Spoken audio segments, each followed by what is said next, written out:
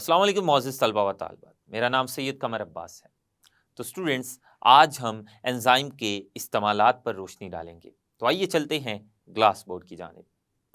मोअज़्ज़िज़ तलबा व तालिबात, आज हम एंजाइम्स के इस्तेमालात के बारे में पढ़ेंगे। जो एंजाइम्स हैं ये क्या होते हैं, गुज़िश्ता लेक्चर्स में हम इस पर रोशनी डाल चुके। आज हम एंजाइम्स के इस्तेमालात पढ़ेंगे, कहाँ-कहाँ हम एंजाइम्स को इस्तेमाल कर रहे हैं। मुख्तलिफ सनतों में एंजाइम्स का इस्तेमाल हो रहा है। आज हम जानेंगे कि किन किन सनतों में हम एंजाइम्स को इस्तेमाल कर रहे हैं। सनतों के अलावा एंजाइम के हमारी रोज़मर्रा की ज़िंदगी में और भी इस्तेमालात हैं। तो आइए एंजाइम के इस्तेमालात हम पढ़ते हैं। सबसे पहले हम एंजाइम के सनतों में इस्तेमालात पढ़ेंगे। एंजाइम सनतों के अंदर इसलिए इस्तेमाल हो रहे हैं क्योंकि सनतों में बहुत ज़्यादा केमिकल रिएक्शंस हो रहे होते हैं और उन केमिकल रिएक्शंस के नतीजे में सनतों में बहुत ज़्यादा मसनूआत बनती हैं। तो वो जो मसनूआत बनाने के लिए सनअतों के अंदर केमिकल रिएक्शंस हो रहे हैं, उन केमिकल रिएक्शंस की रफ़्तार को तेज़ करने के लिए हम सनअतों में एंजाइम्स को इस्तेमाल करते हैं, जो सनअतों में होने वाले केमिकल रिएक्शंस की रफ़्तार को तेज़ करके उन केमिकल रिएक्शंस के दौरान जल्द अज़ जल्द मसनूआत बनवाने में साज़गार साबित होते हैं। तो आइए जानने की कोशिश करते हैं कि किन-किन सनअतों में एंजाइम्स इस्तेमाल हो रहे हैं। सबसे पहली सनत, जिस सनत में एंजाइम केमिकल रिएक्शन की रफ्तार को बढ़ाकर उस सनत में जल्द अज जल्द मसनूआत बनवा रहे हैं, बहुत कम वक्त में ज़्यादा से ज़्यादा मसनूआत बनवा रहे हैं, उन सनतों के नाम कुछ यूं हैं। एंजाइम खुराक की सनत में इस्तेमाल होते हैं।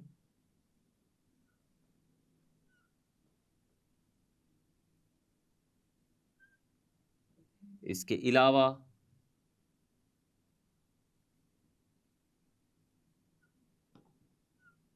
मशरूबात की सनअत में भी एंजाइम इस्तेमाल होते हैं। इसके अलावा कागज़ की सनअत में भी एंजाइम्स का बेदरेग इस्तेमाल किया जा रहा है। और इसके अलावा कुछ एंजाइम ऐसे हैं जो बायोलॉजिकल डिटर्जेंट्स के तौर पर इस्तेमाल किए जाते हैं।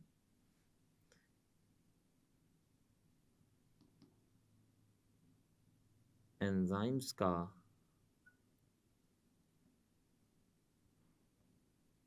बायोलॉजिकल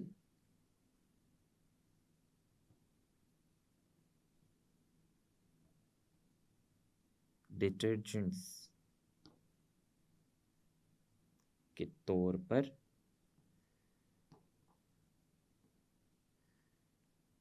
इस्तेमाल। तो ये सारे एंजाइम के इस्तेमालात हैं। इन तमाम इस्तेमालात को हम एक एक करके पढ़ते हैं। तो सबसे पहले खुराक की सनत में एंजाइम का इस्तेमाल।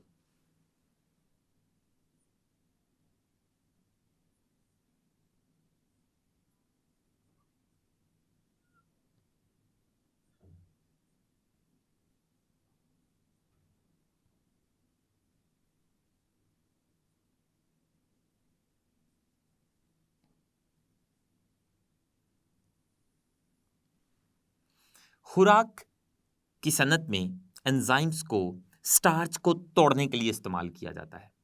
जब स्टार्च टूटता है तो उस स्टार्च के टूटने से सादा शुगर बनती है और स्टार्च के टूटने से जो सादा शुगर बनती है, उसी सादा शुगर से सफ़ेद रोटी और बन बनाए जाते हैं। तो खुराक की सनत में हम स्टार्च को तोड़ने वाले एंजाइम्स इस्तेमाल करते हैं, जो स्टार्च को तोड़कर उससे सादा शुगर बनाते हैं और सादा शुगर से फिर हम सफ़ेद रोटी और बन बनाते हैं। तो खुराक की सनत में कौन से एंजाइम इस्तेमाल होते हैं? इस सनत में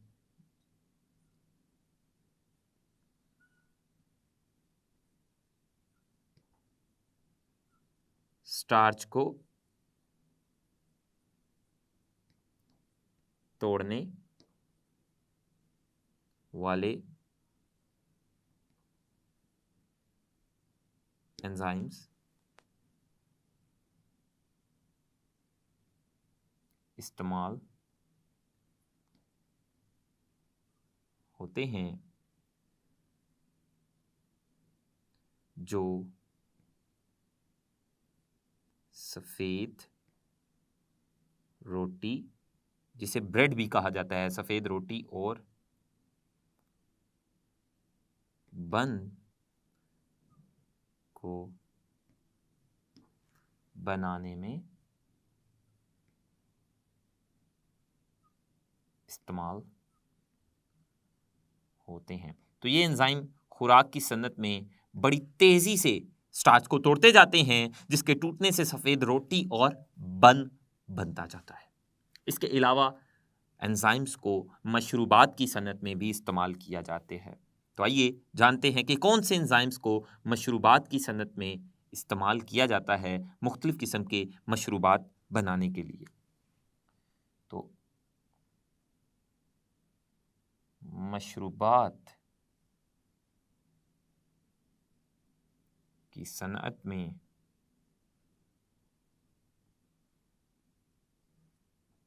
एंजाइम्स का इस्तेमाल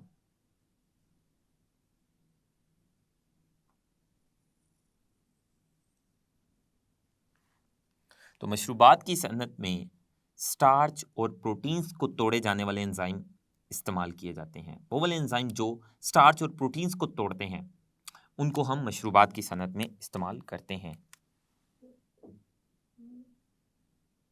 इस सनत में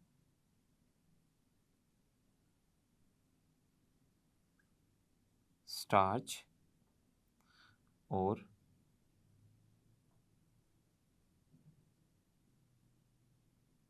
प्रोटीन्स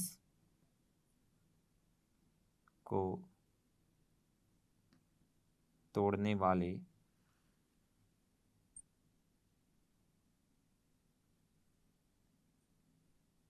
एंजाइम्स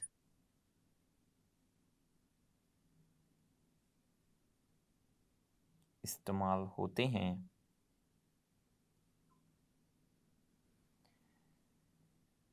और इन एंजाइम्स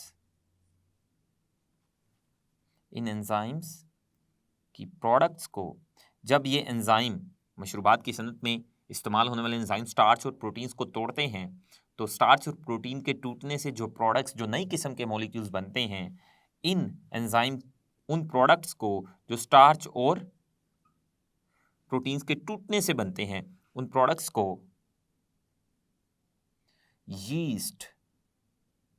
यीस्ट एक यूनिसेलुलर माइक्रो ऑर्गेनिज्म है, छोटा सा जानदार है। इन प्रोडक्ट्स को यीस्ट अल्कोहल शराब को कहते हैं, अल्कोहल बनाने के लिए इस्तेमाल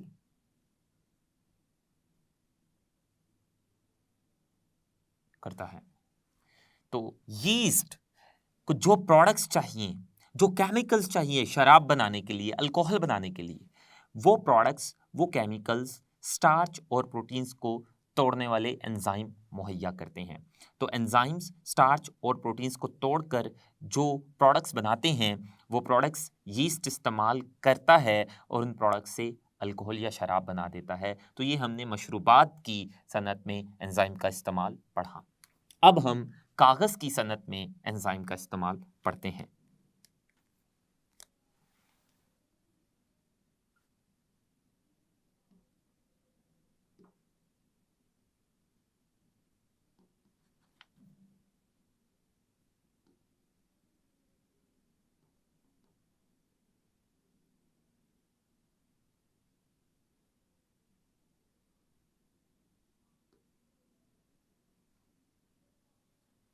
कागज़ की सनअत में एंजाइम्स का इस्तेमाल।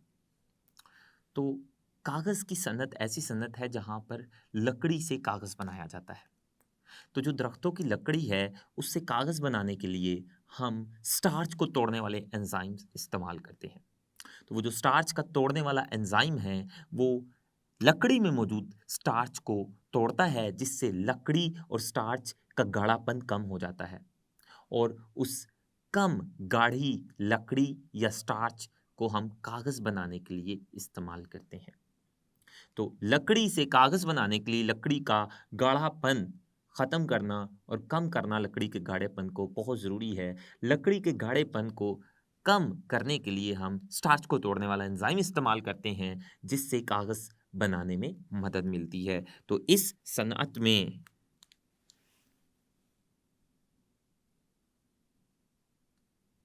स्टार्च को तोड़ने वाला एंजाइम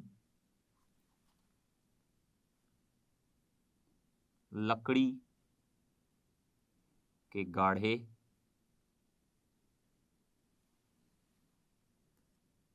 पन को खत्म करता है, जिससे कागज बनाने में मदद मिलती है। और आखिरी इस्तेमाल हम पढ़ने लगे हैं जो आपके सिलेबस में शामिल है, वो है एंजाइम का बायोलॉजिकल डिटर्जेंट्स के तौर पर इस्तेमाल।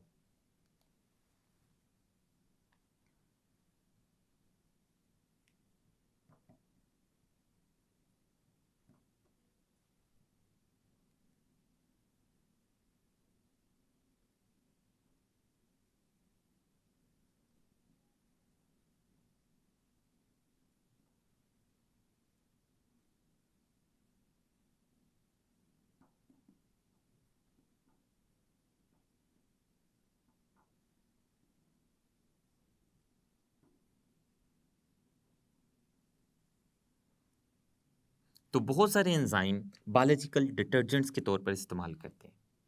डिटर्जेंट कहते हैं ऐसे केमिकल को जो धब्बों को ख़त्म करने के लिए इस्तेमाल करते हैं, चाहे वो कपड़ों पर मौजूद धब्बे हों, चाहे वो बर्तनों पर मौजूद धब्बे हों। तो उनको ख़त्म करने के लिए हम जिन केमिकल्स का इस्तेमाल करेंगे उन्हें डिटर्जेंट्स कहेंगे।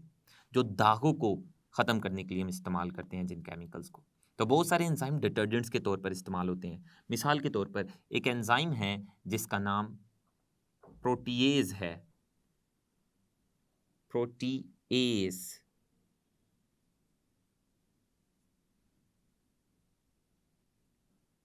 ये जो प्रोटीएज एंजाइम है ये डिटर्जेंट के तौर पर इस्तेमाल होता है और ये कपड़ों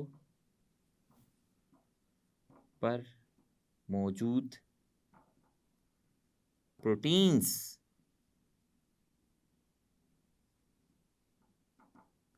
के धब्बों प्रोटीन्स के धब्बों को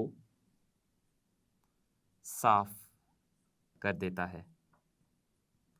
तो प्रोटीएज एंजाइम ये कपड़ों पर मौजूद जो दाग होते हैं जो प्रोटीन्स से बने होते हैं उन प्रोटीन्स के दागों को वहां से खत्म कर देता है। एक और एंजाइम है और वो है अमाइलेज। ये अमाइलेज एंजाइम भी डिटर्जेंट के तौर पर इस्तेमाल होता है और ये बर्तन धोने में इस्तेमाल होता है। ये एंजाइम बर्तन धोने सनतों में बर्तन या फिर घरों में बर्तन धोने में इस्तेमाल होता है।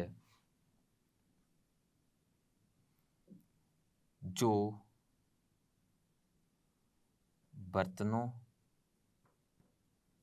पर लगे स्टार्च के गाढ़े रसूब को ख़त्म कर देता है। जो बर्तनों पर गाढ़े दाग लगे होते हैं, स्टार्च के जो रसूब लगे होते हैं, उन्हें वहाँ से साफ करने में हम अमाइलेज का एंजाइम इस्तेमाल करते हैं। तो ये हमने मुख्तलिफ सनतों और अपनी रोज़मर्रा ज़िंदगी में एंजाइम के इस्तेमालात पढ़े। स्टूडेंट्स, आज हमने एंजाइम के इस्तेमालात के बारे में पढ़ा। हमने पढ़ा कि कौन कौन सी सनतों में एंजाइम्स को इस्तेमाल किया जा रहा है और हमारी रोज़मर्रा ज़िंदगी में एंजाइम्स कैसे इस्तेमाल हो रहे हैं। आज के लिए इतना ही। कल तक के लिए अल्लाह हाफ़िज़।